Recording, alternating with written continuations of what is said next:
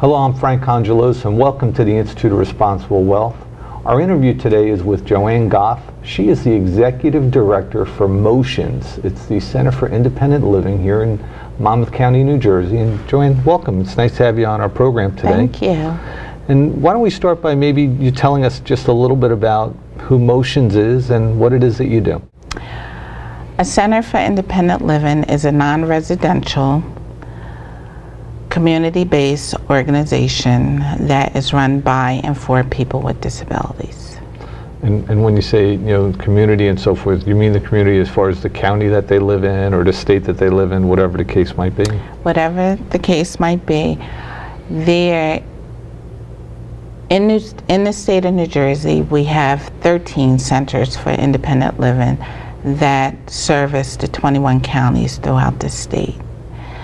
And each center is its own freestanding nonprofit organization that provide the core services in addition to other services. Great. Joanne, what are the core services that they provide? There are 4 core services, which is Advocacy, Independent Living Skills, Information and Referral, and Peer Support. Joanne, why don't you tell us what independent living is as it relates to MOCEANS and what it is that you're doing? Well, independent living is a philosophy.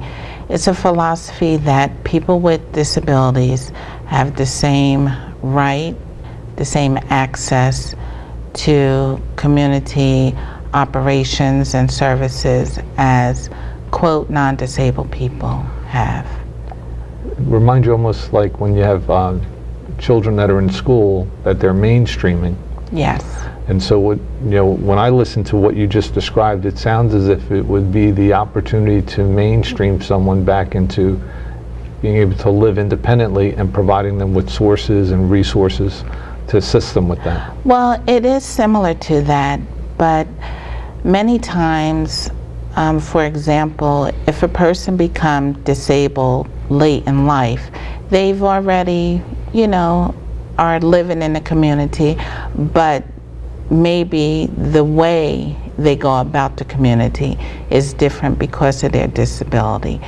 And what the philosophy of independent living has done has made access to buildings, doctor's offices, supermarkets, and just walking down the street more accessible.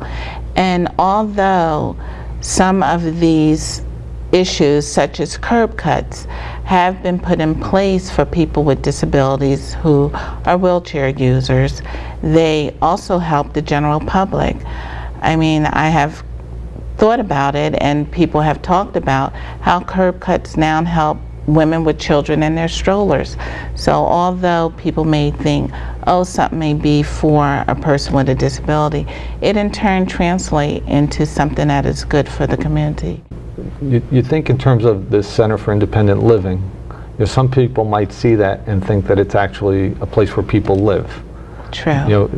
But that's not what you do at all. No, it isn't, and we get many calls wanting to know if we are a residential place. But Centers for Independent Living are not residential. They are offices where people go to find information. The individual, families, the community at large, and other organizations and businesses. They come to us to seek out information that deals with all types of disability issues. Joanne, we were talking about the 4 core services, and there's a couple of them on there that seem kind of interesting, such as the independent living support. So tell us a little bit about that one. Well, independent living skills training is, for example, when someone comes in and they want to become more independent on their own, like maybe a young adult with a disability who may not know how to use the bus system, for example, or balance a checkbook, or even know how to iron his clothes properly to get prepared for work. Those are different activities of daily living that we will help a person to learn how to do. and that's independent living skills.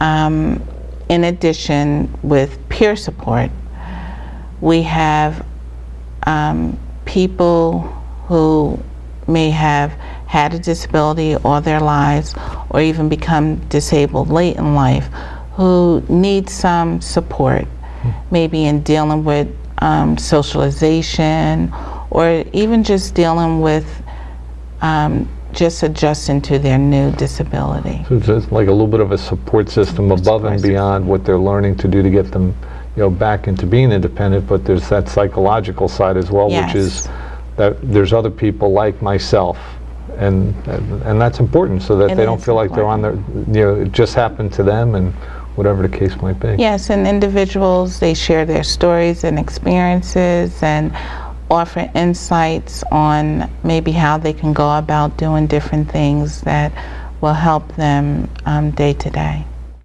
As it relates to the people that you help, is it people with physical disabilities, emotional, what is it, what areas are you helping them as far as who's the type of person that you're helping? Well, Centers for Independent Living are unique in that we service people with all disabilities. Unlike the MS Society or Cerebral Palsy Society or ALS, which is Lou Gehrig's disease, whose main focus is people with that particular disability. But we deal with people with all disabilities, physical disabilities, mental health, developmental disabilities. So even if people were getting assistance maybe from some of those other organizations, MDA, MS, whatever the case might be, they may also benefit by working with you and some of the things that they might need to make their life a little bit simpler and so forth. Absolutely, because the other organizations, for example, the MS Society, they do not have a personal assistance service program. So we have quite a few people on our personal assistance service program who have MS, and they cannot get those services from the MS Society.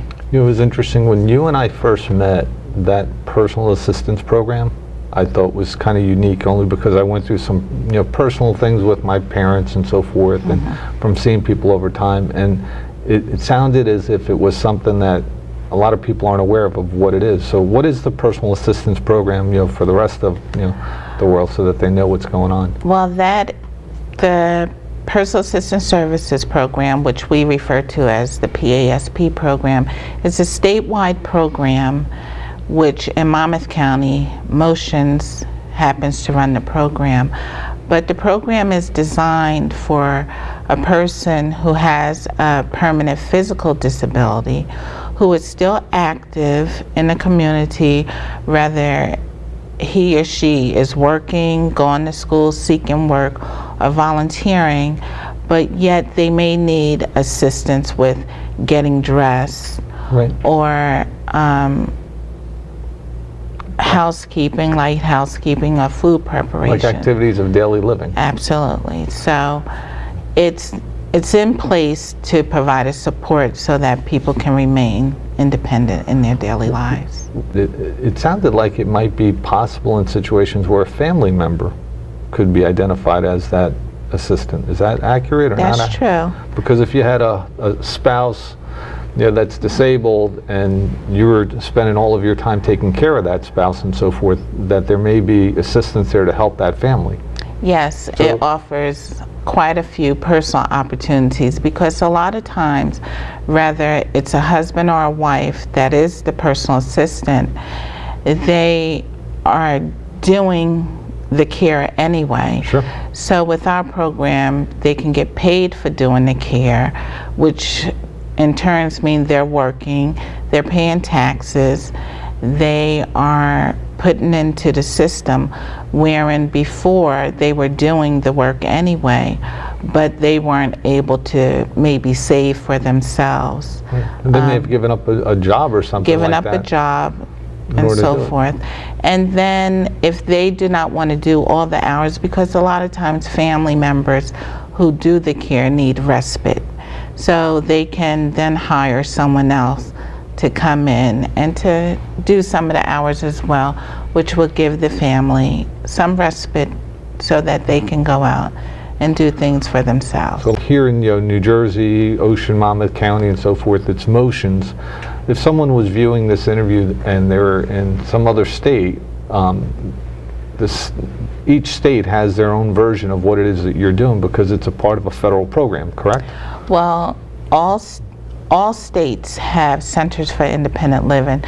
However, each center is its own freestanding nonprofit.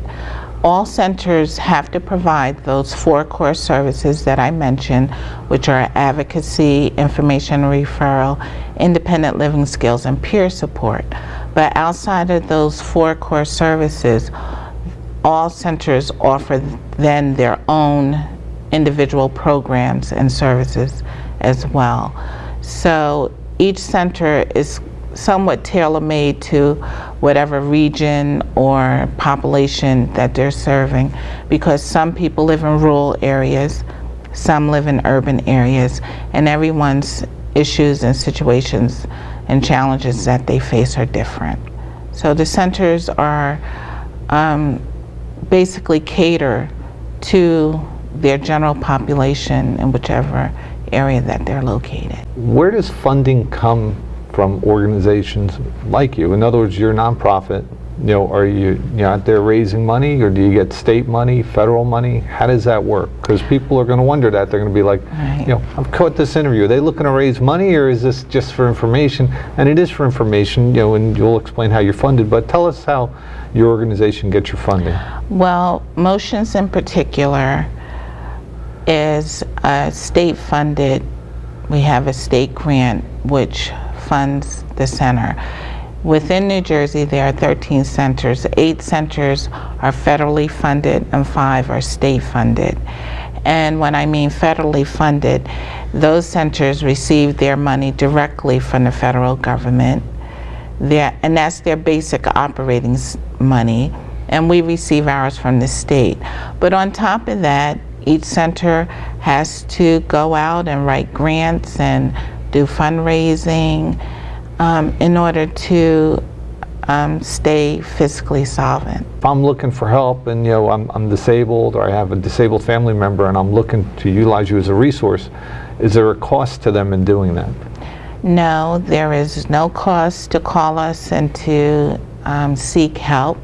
We are a membership-based organization, which is $12 a year. However, in order to receive any of our services, you do not have to be a member. Everything is free of cost, except for maybe those who are on the personal assistance service program, depending on their income, may have to pay a cost share. Got it. However, the cost share they would pay is substantially less if someone had to hire their own private duty person to come in. For everything that you're doing with regard to helping people, and I call it your vocation and what you do, I call it your purpose. I could see it when we first met, and I can see it, as we went through this interview. I'd like to thank you on my behalf and on behalf of all of us at the Institute of Responsible Wealth. I, suggest that, if you know of someone that they can assist, and so forth with regard to their services, and although we're not looking to raise funds, it sounds like you could use help if there's people out there or corporations out there that can help you. So keep that in mind, and we thank you. We look forward to seeing you on our next program here at the Institute of Responsible Wealth.